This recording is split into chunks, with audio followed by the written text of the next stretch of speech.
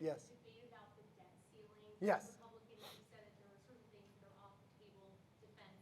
Where do you expect the cuts to come? No, I think the thing that Republicans have said is Medicare and Social Security. Unfortunately, the president continues to drag his feet when it comes to the debt ceiling. And for all your viewers, what you really have to understand is we're now at a $31 trillion debt. What does that mean to you? Well, that means our debt is larger than our economy by 20%. The only time we've been at a percent to GDP like this, it was in World War II, when we were using and borrowing to save our nation and save the world. The challenge today is when the last debt ceiling was the largest debt ceiling ever lifted and spent it as fast as can be. So what does it really mean? It's like giving your child a credit card and they spend the credit card to the limit. You're responsible to pay for it. So yes, we're responsible for our debt.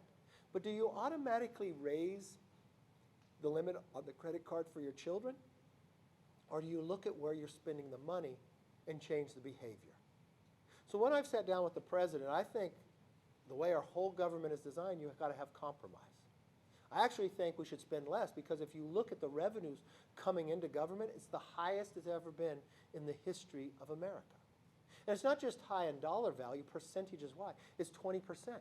It's higher than it's been in decades. So it's not a revenue problem, it's a spending problem. And if you look back just 4 years when Democrats were in power in Congress, they increased discretionary spending by 30%.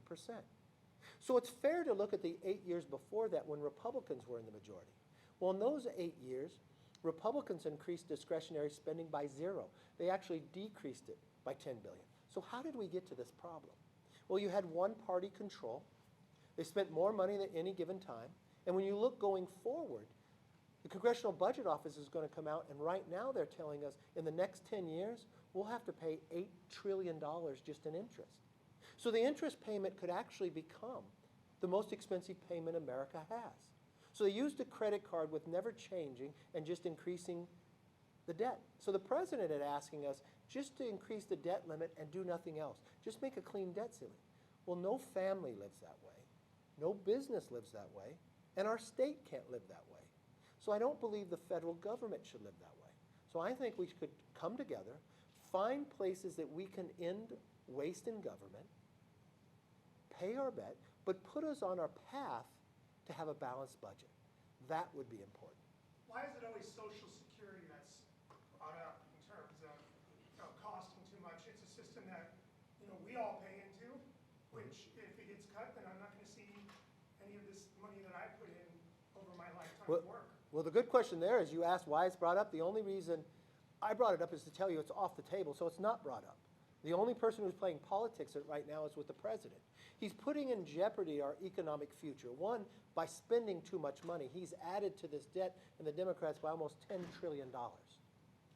Then what you find is he's placating and playing politics with Social Security and Medicare. When I look back at the president's history in elected office, he actually wanted to cut Social Security and Medicare as a senator. He brags about it.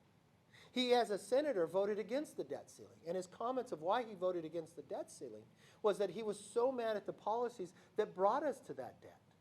Well, I don't know why he's not mad now. And in 2011, the talks for a debt ceiling negotiation were called the Biden negotiations. And now he's changed everything around and thinks nobody should negotiate, just raise the debt ceiling. And what that means is all of us have to pay more. And now he's asking for higher taxes. Well, I don't think that's the solution. We have more revenue than any time into government, so you don't need more taxes. You don't need more revenue. It's how you're spending it. And I think it's fair that people from both sides of the aisle come together and find ways that they can eliminate the waste, the fraud, and abuse while protecting Social Security and Medicare. And as I say, it's off the table. Mr. Speaker, Yes.